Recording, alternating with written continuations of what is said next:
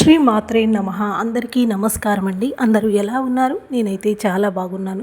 మీ అందరూ కూడా బాగుండాలని, అష్ట ఐశ్వర్యాలతో తొలతూగాలని వారాహి అమ్మని మనస్ఫూర్తిగా కోరుకుంటున్నాను. ఈరోజైతే అందరికీ ఉపయోగపడేటువంటి ఒక అద్భుతమైన పవర్ఫుల్ మంత్రంతో మీ ముందుకైతే వచ్చాను. ఈ మంత్రాన్ని ఏ రోజు ఏ సమయంలో జపించాలి, దీనికోసం ఎలాంటి పరిహారం చేసుకోవాలి అనేటువంటి విషయాల గురించి వీడియోలో క్లియర్గా తెలుసుకుందాము. వీడియోలోకి వెళ్ళే ముందుగా చిన్న రిక్వెస్ట్ అండి.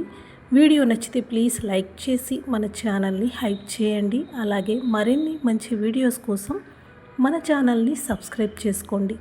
ఇప్పుడైతే వీడియోలోకి వెళ్ళిపోదాము. ఈరోజు మనం చేసేటువంటి పరిహారం కోసం ఖచ్చితంగా ఒక రాగి చెంబుని తీసుకోవాల్సి ఉంటుంది. దీనికి ఎలాంటి ప్లాస్టిక్ గ్లాసులు కానీ, గాజు కానీ, స్టీల్ కానీ ఉపయోగించకూడదు.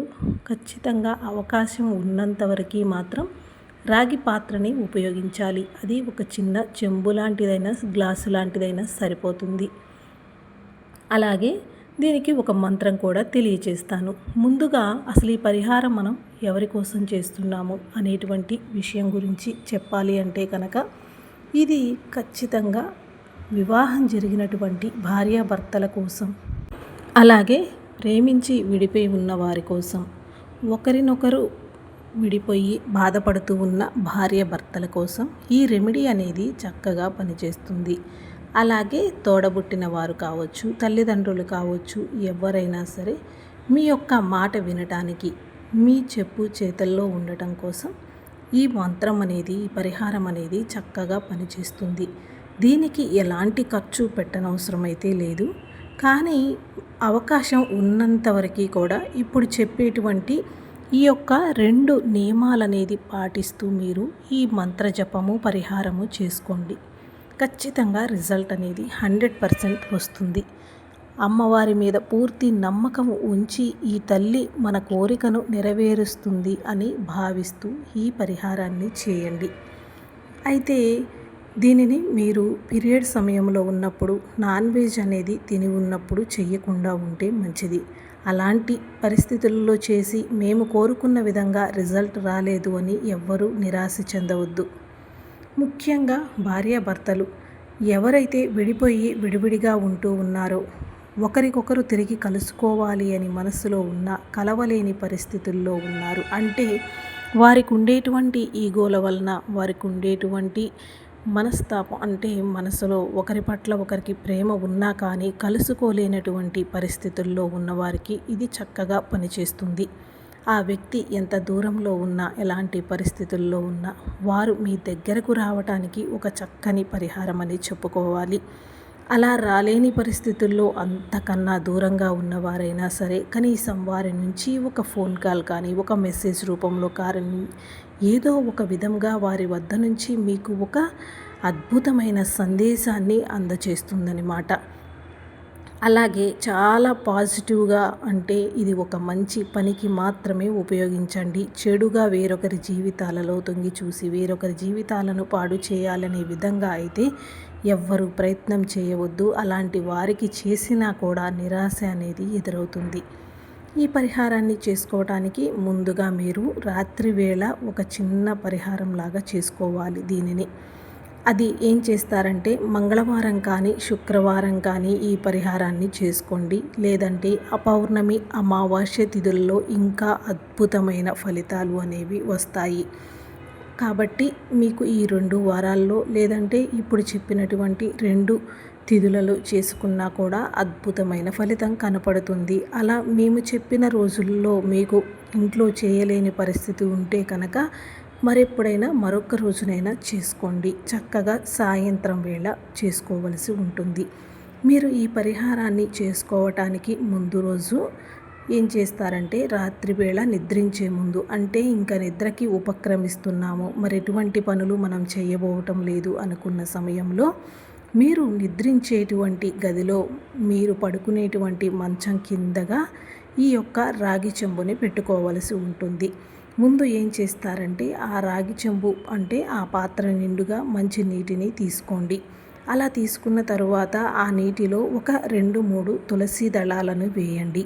అలా వేసినటువంటి ఆ యొక్క చెంబుని తీసుకుని వెళ్ళి మీరు నిద్రించేటువంటి మంచం తలగడ వైపున మీ తల కింద భాగంలో ఉండే విధంగా ఈ యొక్క చెంబుని మీరు పెట్టుకోవలసి ఉంటుందన్నమాట.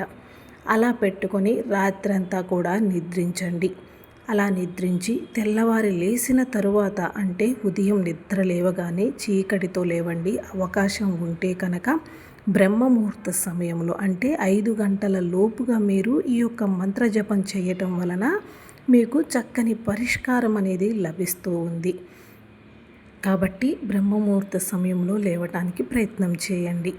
అలా నిద్ర లేచిన తరువాత మీరు ఈ యొక్క చెంబుని మీ చేతితో పట్టుకొని మీ మనస్సులో ఉన్నటువంటి ఆ యొక్క వ్యక్తి ఎవరైతే ఉన్నారో వారు తిరిగి మిమ్మల్ని మళ్ళీ కలుసుకోవాలి, కలిసి మీరు సంతోషకరమైనటువంటి జీవితాన్ని పొందాలి అని కోరుకోండి. ఇంతకు ముందు మీరు ఎలా ఉండేవారో వారితో ఆ యొక్క సంభాషణ, ఆ యొక్క విధానాన్ని మనస్సులో మరొక్కసారి స్మరించుకుంటూ మీ యొక్క కోరిక తీరినట్లుగా మనసులో ఒక భావన చేసుకోండి.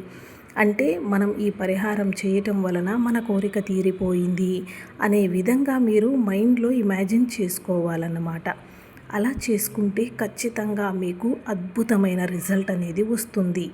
కాబట్టి నిద్ర లేవగానే ఎవ్వరూ చూడకుండా ఉండేటట్లుగా చూసుకోండి. రాత్రి సమయమైనా ఉదయం పూటైనా కూడా మీరు ఈ ప్రక్రియ చేసేటప్పుడు మిమ్మల్ని ఎవరు చూడకుండా ఉండేలాగా చూసుకోవాలన్నమాట.